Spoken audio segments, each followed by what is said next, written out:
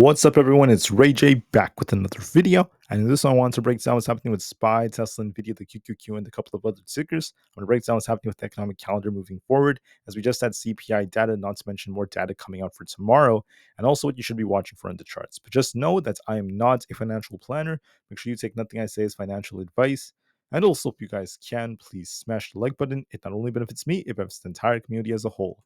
So looking at SPY, we had a very, very interesting day today. We saw the market basically try to gap up as we had a decent CPI, but then we saw a little bit of a dip as the day went on before we got a nice buyback right to the upside as SPY got a decent close. So the question is, are we going to break out higher? That depends on how we react to this very, very tight resistance we're currently at, and also some other big factors which I will be talking about. But let's first talk about this. So CPI was all aligned with expectations. This means it wasn't necessarily a great CPI. We weren't way below expectations. This wasn't a bad CPI since we weren't necessarily above them. We were just as expected. Core month over month was 0.2%. That's a little bit higher than what we got during the previous report, but that's what we were expecting. Core year over year was also at 3.2%. That's not bad whatsoever as well. Very similar to what we got from before. And then for all items, CPI month over month was at 0.2%, aligned with expectations, with year over year being at 2.9%. Now, notice that this is the first time we got a slight increase in CPI on a month over month basis since the month of May. So, this is something that's worth noting. I think the market's initial reaction was a little bit apprehensive as we saw some profit taking, but then the buyers ended up coming back. So, when you look at the trend, in the Fed's eyes, this trend would be looking pretty good. I don't fully trust every metric in CPI, of course, but I'm just saying that this trend looks good in the eyes of the Fed. But the market saw this a little bit differently. So if we got a super good CPI, if CPI was much lower than expected, I think that this would have been the opposite. We would have seen the market start to price in a higher probability of a 50 basis point cut for the markets. But instead, the opposite ended up happening. Now the market thinks there's a 63% chance we get a 25 basis point cut and a 37% chance we get a 50 basis point cut. So this adjusted a bit. I think the big dip we saw today was because of this before the market got bought back up again. And I think the market has a very, very interesting view. So the data is good. It's good that once again everything's aligned with expectations, but it wasn't necessarily great. It wasn't horrible. It was just in the middle. And now the market's just in a very, very interesting place.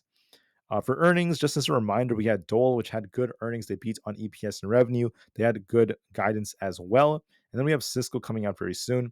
For tomorrow, we have Alibaba, Walmart, JD, and John Deere. I'm going to be looking at Walmart especially. That's going to be a big one. Can't wait to see what they announce. And then finally, when it comes to the current sentiment, fear is making up the sentiment right now, but we're less fearful than before. We used to be extremely fearful. Now we're just fearful. Momentum is neutral now. The market got bought back up quite a bit, so we're no longer in extreme fear in terms of our momentum, and we reclaimed our 125 daily moving average for now. And then the puts and call option positioning is still starting to dip. So this is the 5-day average. This is dipping because we're starting to see some more puts being closed and calls being bought. And the VIX is back to neutrals. We saw a big drop on the VIX. So what do I see for the markets? Honestly, guys, it depends on the levels. So SPY is testing this very, very key level right here. When I zoom into the 30 minutes time frame, what you'll see is that we have these very, very interesting levels. SPY is going to be testing basically 544 as a very, very tight area. If we manage to break above 544 or hold above this, I'll be looking at this entire range. If we break the 544s, we're going all the way up to 547, and we could start to push higher. And then we will favor upside for the markets if we break this resistance. But if we fail at 544 and we don't claim this level, and we don't hold above this, there's going to be a dip all the way down to basically 540. I think we could be retesting 538 all over again. It's worth mentioning that SPY also has this gap down here. We have a gap to fill in the 530s. So will we come down to fill this gap and reject, or will we not? That depends on a lot of different factors. Notice that SPY had this downtrend. It's been making this downtrend for quite some time. The question is SPY about to see a massive breakout and start this new, super, super bullish trend, a bull run to new all-time highs to fill this gap up here? Or are we about to establish a lower high and then start coming back down to fill this gap below over here? See how we have this gap down here in the 535 area? So honestly, guys, I'm not 100% sure which one's going to be, if I'm going to be 100% honest, because it's very tricky. It's very, very tricky. Right now, from a technical standpoint, we do look more bullish because SPY is continuing to be green. We're breaking highs, but there's going to be a tough resistance around 544 and also 547. So I'll be watching that very carefully just to see which way we go. If we break 544 tomorrow and we hold above it, I think we could get closer to 547, and we're going to favor upside a lot more. Okay. But if we kind of like pop and then drop and we don't hold 544, if we close below that, if we struggle around 544, it's going to be a very, very tough resistance because this is where we had this previous support. Then there's going to be a risk of us dipping down, in my personal opinion, in establishing a lower high compared to the high we had at 554. And that would cause SPY to be dipping back down to at least 538, our 50 EMA. And then losing that opens the doors for 535, 534. Actually, that's where our gap fill would be. So it all depends. So honestly, I'm not really a fortune teller. I can't promise exactly what's going to happen from this point. We just have to wait and watch the levels and see what kind of reaction we get because it could go either way. So we have unemployment numbers coming out for tomorrow. We have initial jobless claims, not to mention continuing jobless claims. So I expect some volatility to come out, and we're going to get some more data coming out from the Philly Fed at around 8:30 a.m. Eastern Standard Time. So tomorrow, an hour before open, we have all this data coming out. We have manufacturing numbers, we have the jobs numbers. We'll see what kind of reaction the market gets. And then as time goes on, we have some more manufacturing and industrial production numbers at 9:15 a.m. Not to mention, as time goes on, we just have a couple of Fed speakers. So there's quite a bit of stuff coming out tomorrow, a lot of jobs numbers. So we'll see if this causes a rug pull or not. But honestly, guys, the best thing I could tell you is just watch your levels from this point.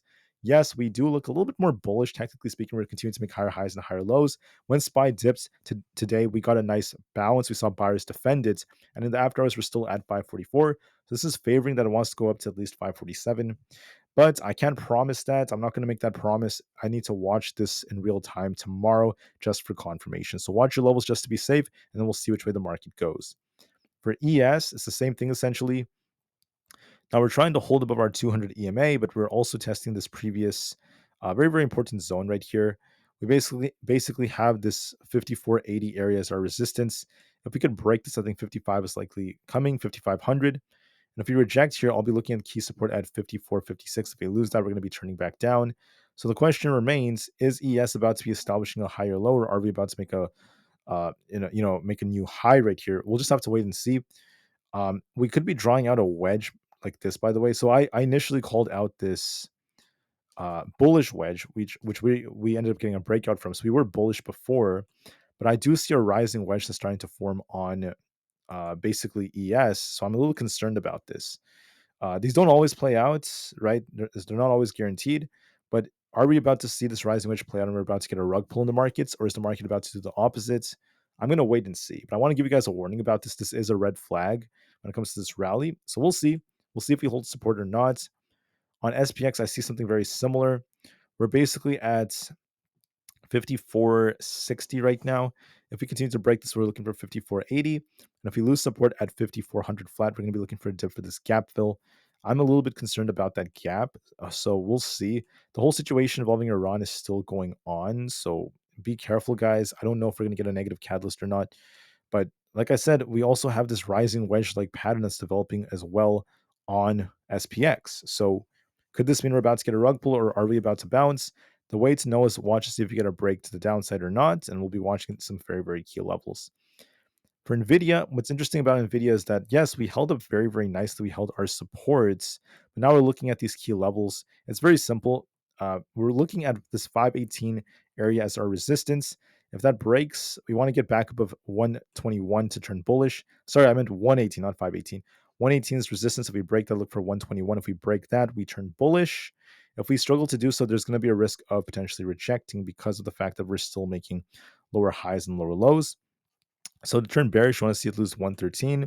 Otherwise, we're stuck within a range between 113 and 118. So I think that this is looking a little weak here. I'm a little concerned this might be coming back down. I do see some metrics that suggest that. We might see a little dip tomorrow, but we'll see if we hold 116 to 115. If we hold that range, we could still bounce and push up towards 120. But if we lose that 116 area, we'll be dipping all the way down to about 113. So watch for that very, very carefully. For Bitcoin, we have a double top leg structure. This is looking a little concerning. If we lose structure here at 58,000, we could be dipping all the way down to the imbalance at 55,000. We're barely at support right now, so we'll see if Bitcoin holds, but this double top does look a little bit more bearish. Tesla on the 4-hour tried to break past 211. To be bullish, you want to break past 202. If we get above 202, look for Well, that's going to be the first small level. The main level is going to be like around 210. If we could break past 210, we're going to turn more bullish and we'll be looking for basically 215. But if we end up failing here and we end up failing to hold 200, we look a little bit lackluster. I do see a risk of us dipping down towards 197 as we have that imbalance over there. So it looks a little bit bearish to me. We'll see if we get a bounce or not, but I just want to call that out. For the QQQ, we basically have 464 as resistance. If we break through this, I think we're going to be going all the way up towards 468. If we reject here, we'll be dipping back down towards 458. We're at some tough resistance on the QQQ, so we'll see if we get a rejection or not. I do see a rising wedge-like structure developing as well on NQ, so this makes me a little bit concerned. I'm concerned about this rising wedge right here. So will this lead to a sell-off? We'll just have to wait and see. Um, so be very patient with this. We'll see if this develops into something like that or not. But just know that that is adding onto the risk that we're seeing right now. So we'll see. Will NQ get a rejection off this rising wedge? Just give it some time. For the QQQ, like I said before, just be very mindful of this level, especially 464. Break above that and hold it, close above it. We could turn more bullish. If not, we could reject. So we will see. Apple has a nice looking structure. It also has kind of like a rising wedge like structure as well. So that makes me a little bit concerned. We had this bullish break from this wedge, but now if this is a rising wedge, this could lead to a rejection. So just be very careful. We'll see if stocks start dipping or not. Um, Watch this 222 area. If we break this, I think 225 could be coming. If we lose structure here, we could be dipping down to at least 217. So be careful. We are once again in a wedge. For Palantir, we held up nicely, but we do have a bearish divergence forming. I also called out 31.5 yesterday as a potential target. If we got a good CPI, that's close to where we ended up going to. But just notes that we do have a bearish wedge that's starting to form. And also, we happen to have a bearish divergence. This could lead to a rejection. If we lose 30.5, look for 29.6. If we break out, look for 32. For a few more, we have Supermicro. It's trying to uptrend. We did end up hitting 580. We came just short of my target of 600. But if we lose 558s tomorrow, look for a dip.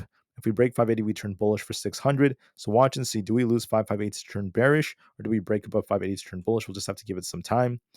Supermicro is kind of trading, not Supermicro, SoFi has this nice looking bullish structure that was attempting to develop off this wedge. If we end up losing 6.6, we're going to be looking for a dip for 6.5. So we'll just have to give that a little bit more time. For the IWM, we're kind of stuck right now. We were trying to break out today only to kind of fail. So the question is, we might not be forming or kind of like holding this wedge anymore. The question is, can we break past 210 to remain bullish, or are we about to get a rejection and start dipping back down towards these lower levels? Well, I'm going to be looking at this level right here. If you look at this like this, we can actually draw out a nice trend line. I'll be watching to see if we could break structure, but this is starting to look a little bit weaker because of the fact that this is forming an interesting looking channel. So I'll see if we end up losing structure. If we lose this low here, there will be a risk of us coming back down. If we lose 206, look for 204, then 201 as supports. If we hold 206, look for a rebound for 209. This is still at risk of downside. AMD is also forming a weakening structure. If we hold above, if we could try to hold above this resistance right here around 142, we could be looking for a push for 146. If we end up losing 138, look for it to back down to 136. I'm in the middle with this. It does have a nice bullish structure. It's making higher high and higher lows. But today we kind of pumped and then dumped and we closed kind of red. So there is that risk of us retesting 138. ARM is also trying to hold up. If we could hold 125, it's going to push higher for 130. If we lose 125, look for a dip for 121. We'll see if that holds. For Coinbase, we have resistance at our 50 EMA. If we break past 204, look for a push higher for 209. And if we reject, we'll be dipping back down towards the 190 area. If 190 fails us, we have that gap to fill below. So watch and see. Lose 190, we turn bearish. Break past 204, we remain bullish. We're kind of in the middle, so give it some time. For Amazon, we're trying to uptrend right now, but just notice that this also has kind of like a potential wedge that could be forming. We could draw that out as well. So the structure is not looking as great. It's not looking as great as before. And I do like the fact that we pushed to fill our gap, but with this wedge, are we about to see a rejection in the markets? That's the one thing that's a little concerning. I'm seeing these wedges all over the place. If we manage to break past 174, we remain bullish. If we get a rejection here, we're going to be dipping all the way down to about 160. So just be careful. On Meta, Meta's been trying to uptrend as well. But once again, this is a little bit concerning to me. I'm going to actually close these levels and just kind of do this a little bit differently. So we still have a wedge as well on Meta. We can even draw it out like this. I do appreciate the fact that this is trying to bounce, but this could be forming kind of like a cup and handle. So there might be a temporary dip coming because of this. So we'll see if this gets a rug pull or not. So just be very mindful of that. On Microsoft, we're trying to rebound. We still look bullish. If we break 420, look for a bounce. If we lose support, we're going to be dipping down to 412 or lower. So give it some time. Google's dipping a bit, looks a little bit more bearish to me. Look at 160's key support, if not 158. I never really liked this setup. I've been saying that for many days, and it has risk of 160 again. So just be careful. For DJT, this has been on a bit of a downtrend. We need to reclaim 24.96 to turn back up. Otherwise, we're at risk of dipping. And then finally, for the VIX has been dipping quite a bit. Are we going to see a spike like this in the VIX later on as we're dipping like this? Are we about to get another spike like this to fill this gap, or are we about to just continue to dip? We'll be watching to see if that ends up being the case or not. But just be mindful that, yes, the VIX is continuing to fall. We look bearish on the VIX. But despite it falling like this, could we be forming a wedge that's about to get a breakout? I'm not sure if I would say that, but there have been many instances where that did end up happening. So you could draw out this wedge like this. So this makes me a little bit concerned that things could actually turn south for the markets. If the VIX gets a big breakout like this, I'm not sure if there's going to be something that happens involving the Middle East, or if we're about to get a small bounce in the VIX. Does this mean the market's about to get a rug pull? We'll have to wait and see. The 10-year is dipping right now because of the fact we got a decent CPI, so we'll see if this continues. And the dollar is also on a bit of a downtrend. So right now, guys, the market is indecisive, okay? I want to make it very clear that, yes, we're approaching tough resistance on SPY. It is possible we try to go a little higher, but I am seeing a lot of rising wedges forming, and I'm becoming a little bit more cautious right now. So wait and see, does SPY hold above 544 and try to push for 547, or are we about to get a rug pull? Are we about to come down to fill our gap in the 530s? It all depends on a lot of different factors. We'll see what happens with the Middle East and all these different pieces of news and catalysts for tomorrow. And just know I'm seeing a lot of rising wedges. So I just want to say, guys, be careful. Watch your levels just to be safe, and we'll see how things go. Thank you for listening, and peace out.